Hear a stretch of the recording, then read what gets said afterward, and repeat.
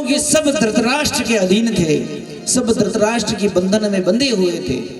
इसीलिए किसी भी व्यक्ति ने ये नहीं कहा कि इनको कुछ भी मत कहो, इनको समझाओ। हे धृतराष्ट्र ने समझाओ। केवल एक व्यक्ति खड़ा हुआ, वो थे विदुर, जो कि साक्षात धर्म का अवतार थे। विदुर ने कहा कि अरे धृतराष्ट्र, अपनी आंखें खोलो, अंधे की तरह मत बैठो। तुम्हारी भरी सभा में आज तुम्हारे छोटे भाई पांडु की पुत्र वधू को यहाँ पर यदि लाया जाएगा, उसका दाव यहाँ पर लगाया जाएगा, तो कल आने वाला समय तुझे क्या कहेगा, आने वाली समाज तुझे धिक्कारेगी। इसलिए हे धृतराष्ट्र, अपने इस मौन को तोड़, अपने वास्तविक रूप में आ और देख, ये सभा यहीं पर खत्म कर दे, खेल यहीं पर खत्म कर दे। महाराज, यदि सभा में कोई पाप हो रहा था, उसका पापी कोई नहीं था। वो जितने बैठे थे वो दोषी नहीं थे, उसका दोषी केवल एक व्यक्ति था, वो धृतराष्ट्र था।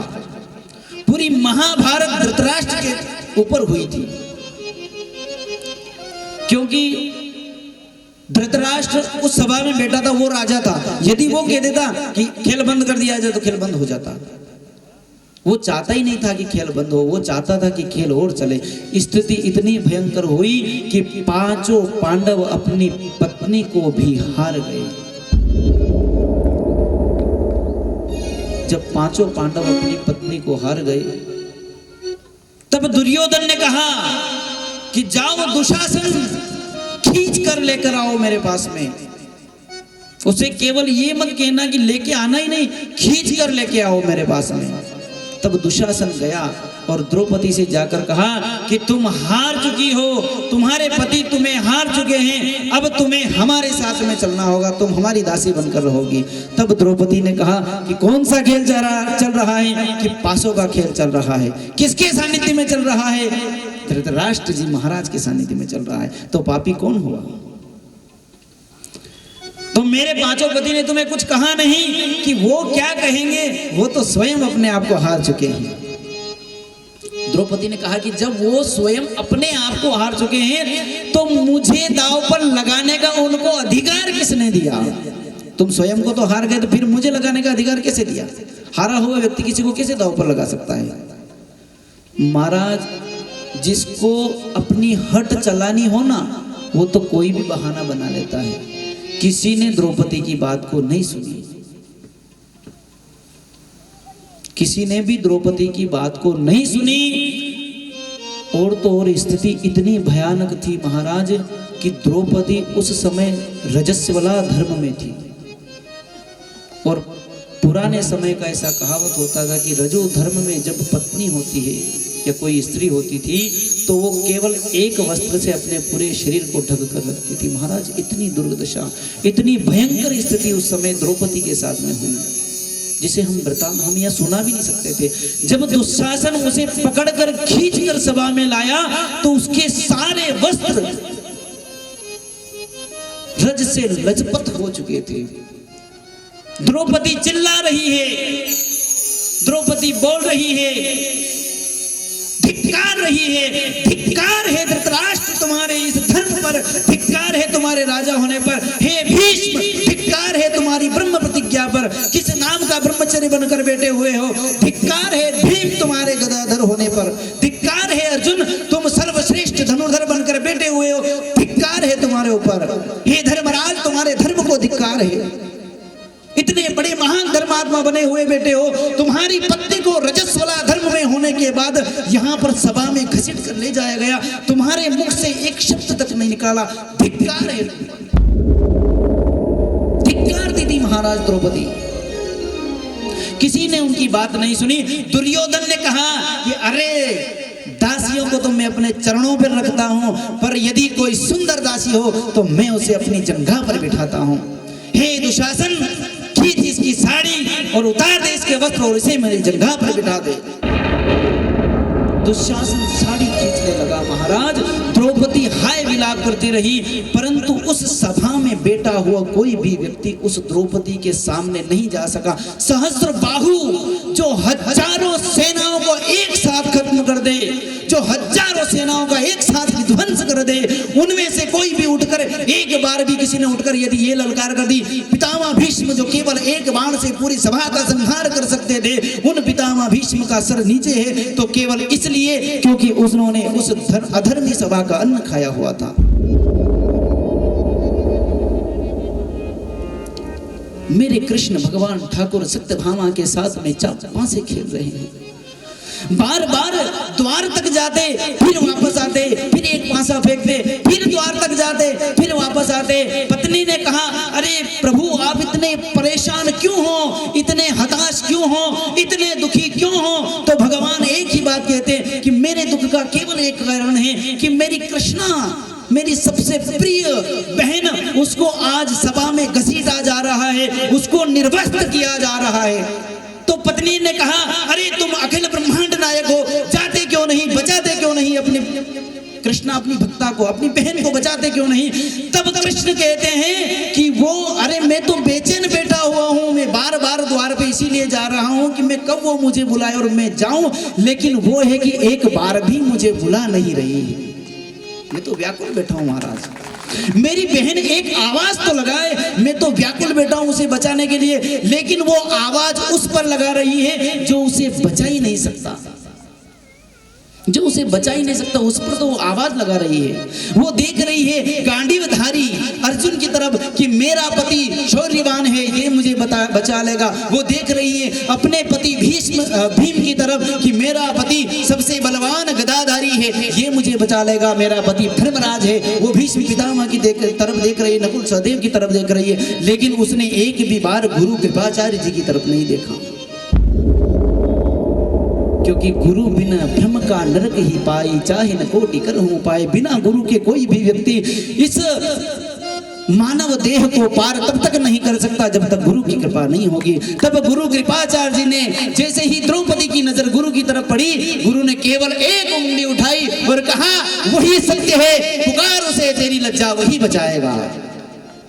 सत्यभामा ने यहां से फूल फेंका महाराज, जो सभा में मोर पंख देखा, और द्रौपदी ने अपने दोनों हाथों को छोड़ दिया और कहा, हे कृष्ण बाहु त्राहि त्राहि माम, हे प्रभु मेरी रक्षा करो, हे कृष्ण द्वारिकावासी क्वासी क्वासी महाप्रभुज, हे कृष्ण मेरी रक्षा करो, मेरी रक्षा करो। जो ही द्रौपदी ने ऐसे कहा, महाराज कृष्ण भगवान ने अपनी वहां से पीतांबर फेंका, लिपट गया पूरा द्रौपदी के शरीर से। 10 सहस्र गज फल घट्यो, 10 सहस्र गज बल घट्यो, घट्यो न 10 गज चीर। अंबार लग गए महाराज, गट्ठर के गट्ठर लग गए। 10,000 गज का मतलब होता है हाथी, और 1 गज का मतलब होता है ये 1 फीट गज है, 1 गज। 10 सहस्र गज बल घट्यो, घट्यो न 10 गज चीर। 10,000 हाथियों के समान बल था दुशासन में। कितना? 10,000 हाथियों के बराबर बल घट गया। खींचते खींचते दुशासन थक गया, परंतु 1 गज के बराबर भी द्रौपदी का चीर नहीं खींच सका।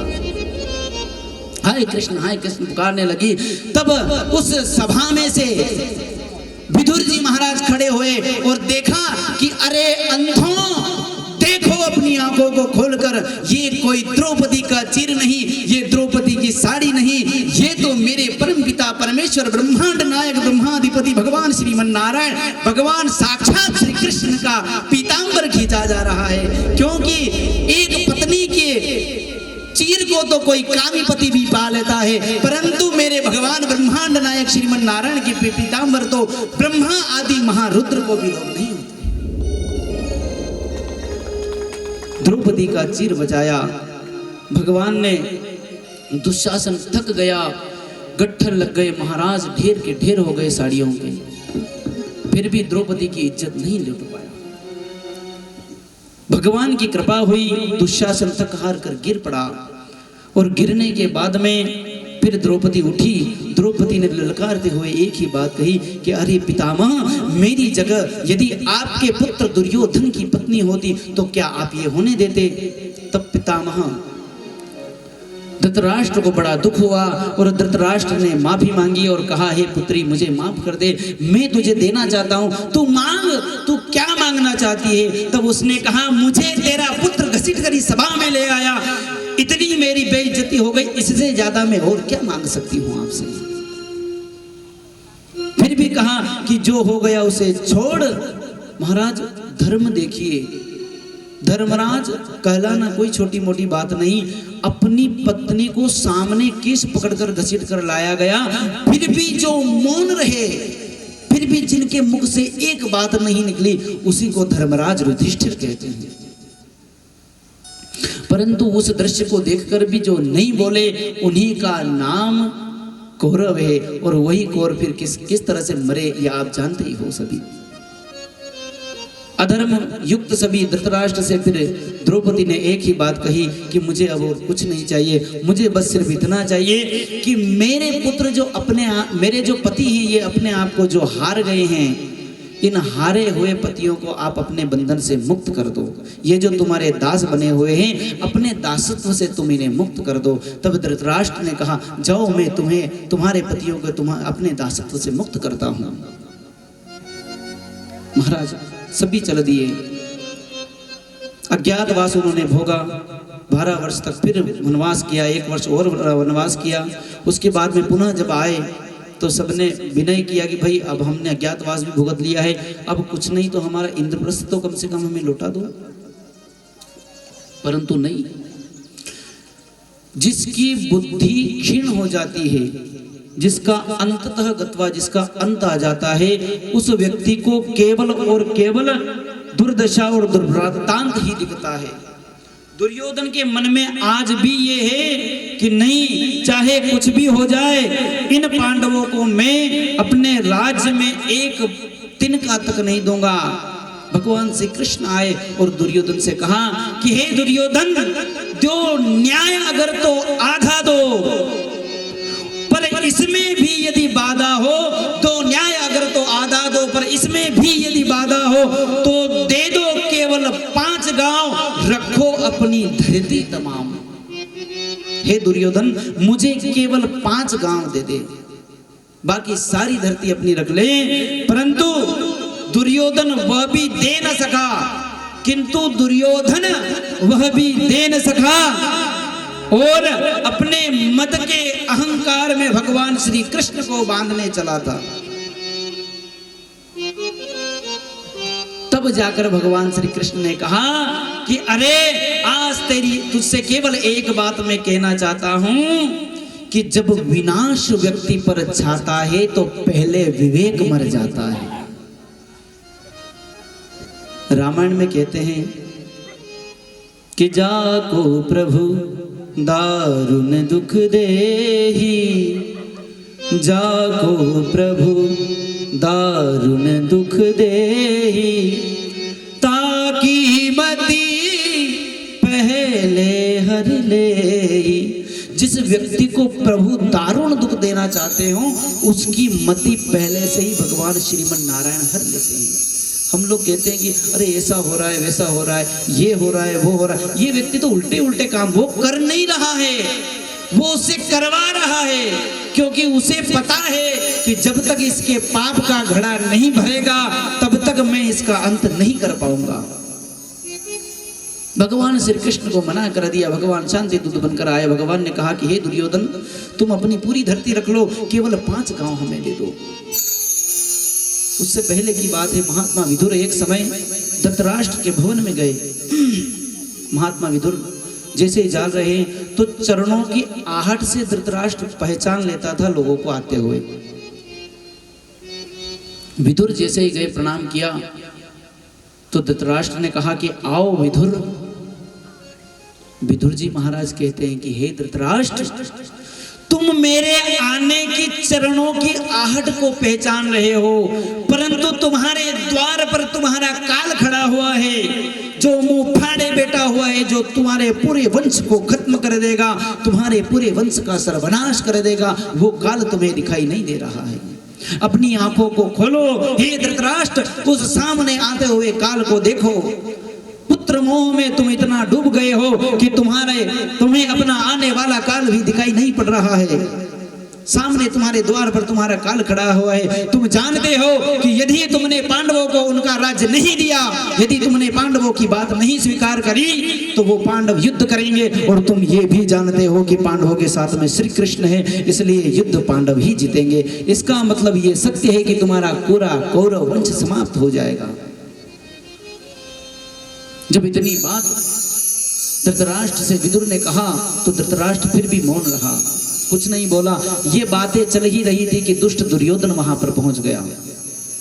दुर्योधन ललकारते हुए बोला, अरे मूर्ख दासी पुत्र, मेरे पिता को मेरे ही कारण मेरे ही विपरीत भड़काता है, मेरी बुराइयां करता है। अरे तो शुक्र मना कि कम से कम हमने तुम्हें महामंत्री का पद दे रखा है। तू तो दासी का पुत्र है, तू तो हमारे महल में झाड़ू लगाने के लायक भी नहीं है। इतनी बात सुनने के बाद महाराज विदुर जी महाराज को भैया